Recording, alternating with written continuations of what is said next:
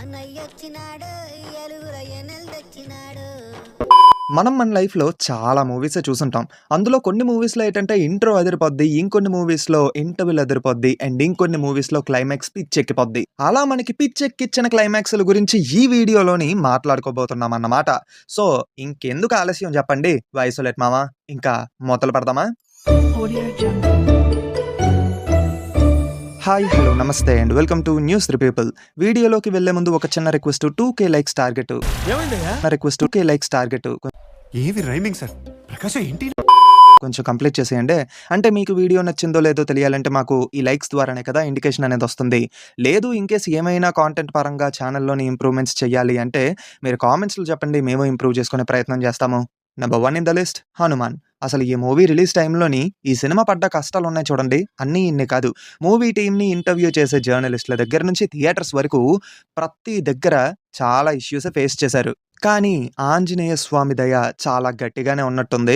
అందుకే movie release అయిన తర్వాత 300 కోట్ల పైనే కొల్లగొట్టి బాక్సాఫీస్ దగ్గర సునామీ క్రియేట్ చేసింది. ఇంకా ఈ మూవీ రిలీజ్ అయిన తర్వాత క్లైమాక్స్‌కొచ్చిన అప్రిషియేషన్ ఉంది చూడండి.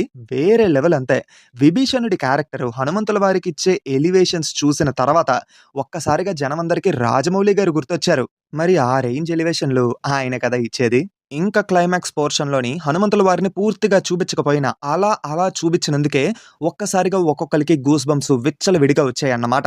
పైగా అక్కడ హరి గౌర గారు ఇచ్చినటువంటి బ్యాక్‌గ్రౌండ్ స్కోర్ ఉంటది. మామూలుగా ఉండదు. అంతేకాకుండా హనుమంతుల వారి అపియరెన్స్ వచ్చిన తర్వాత హనుమాన్ చాలీసా వస్తది. చెప్పాను కదా, గూస్ బంప్స్ అల్టిమేట్ లెవెల్‌లో వచ్చాయి అంతే. ఈ విధంగా ఏంటంటే ఈ మూవీ యొక్క క్లైమాక్స్ ఎప్పటికీ మరిచిపోలేనంత గొప్ప స్థాయిలో అయితే నిలిచిపోయింది. నంబర్ 2 విరూపాక్ష. ఈ మూవీ రిలీజ్ అయినప్పుడు ఏంటంటే ప్రతి తెలుగు సినీ ప్రేక్షకుడు ఈ సినిమా పెద్ద హిట్ అవ్వాలని కోరుకున్నారు. ఎందుకంటే సాయి దుర్గ తేజ్ గారు యాక్సిడెంట్ తర్వాత కోలుకొని ఈ మూవీ షూటింగ్‌నైతే పూర్తి చేశారు. ఇంకా ఆ విషయం పక్కన పెడితే ఈ సినిమాకి మూల స్తంభం సుకుమార్ గారనే చెప్పాలి. కార్తీక్ దండు గారు కథని బలంగా రాసుకున్న సుకుమార్ గారి స్క్రీన్ ప్లే ఆ కథని ఇంకొంచెం బెటర్‌గా ఎన్హాన్స్ చేసింది. ఇన్‌ఫాక్ట్ నిజం చెప్పాలంటే సుకుమార్ గారి స్క్రీన్ ప్లేనే మూవీని చాలా వరకు కాపాడింది.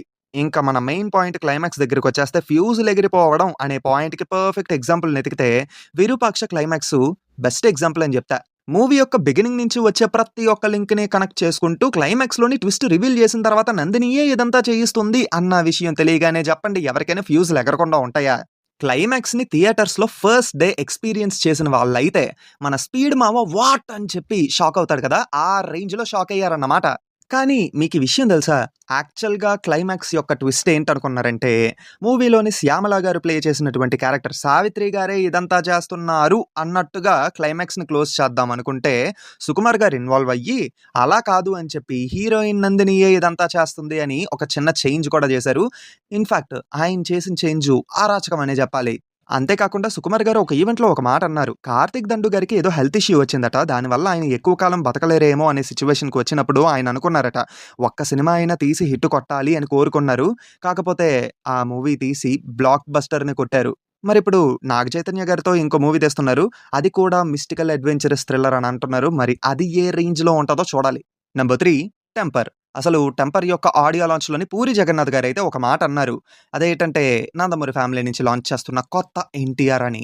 ఏ ముహూర్తాన ఆ మాట అన్నారో గాని అప్పటినుంచి ఎన్టీఆర్ 2.0ని చూస్తున్నాం. అంతేకాకుండా తారక్ అన్న కూడా కాలర్ ఎగరేసుకునేలా చేస్తానని చెప్పారు. ఆ కాలర్ ఇంకా దిగలేదు. ఇన్‌ఫాక్ట్ నిజం చెప్పాలంటే అది దిగేలా కూడా లేదు.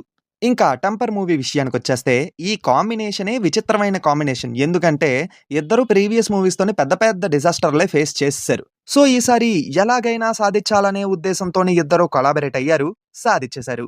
అండ్ ముఖ్యంగా ఏంటంటే ఈ మూవీ గురించి పూర్తిగా మాట్లాడుకున్న క్లైమాక్స్ గురించి స్పెసిఫిక్‌గా, స్పెషల్‌గా జనాలు మాట్లాడుకుంటూనే ఉంటారు. ఎందుకంటే గ్రే షేడ్‌తో ఉన్న దయా క్యారెక్టర్ పోస్ట్ ఇంటర్వెల్ తర్వాత కొంచెం మంచిగా మారిపోయి, తప్పు చేసిన వాళ్ళకి శిక్ష పడాలి అనే ఉద్దేశంతోని తాను తప్పు చెయ్యకుండా ఆ తప్పు చేశానని చెప్పి ఒప్పుకొని ఒక పెద్ద షాక్ ఇస్తాడన్నమాట. ఇన్‌ఫాక్ట్ అలాంటి షాక్ ఆడియన్స్ కూడా ఎక్స్‌పెక్ట్ చేయలేదు.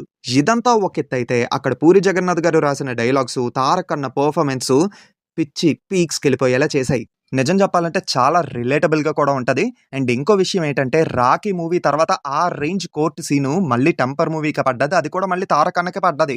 అది 'టెంపర్' మూవీ విషయం. 'టెంపర్' క్లైమాక్స్‌ని ఫస్ట్ టైమ్ చూసిన తర్వాత మీకేమనిపించింది? కామెంట్స్‌లో చెప్పండి. ఇంకా last one in the list Pokiri. మరోసారి వింటేజ్ పూరి జగన్నాథ్ గారిని తలుచుకుందాం. విషయం ఏంటంటే, మనం మూవీస్‌లో గాని, లేదా బయట గాని ఏదైనా షాకింగ్ ఇన్సిడెంట్ లేదా షాకింగ్ ట్విస్ట్‌ని గాని ఫేస్ చేశామనుకోండి, పోకిరి లెవెల్ ట్విస్ట్ మామ ఇది అని అంటాము.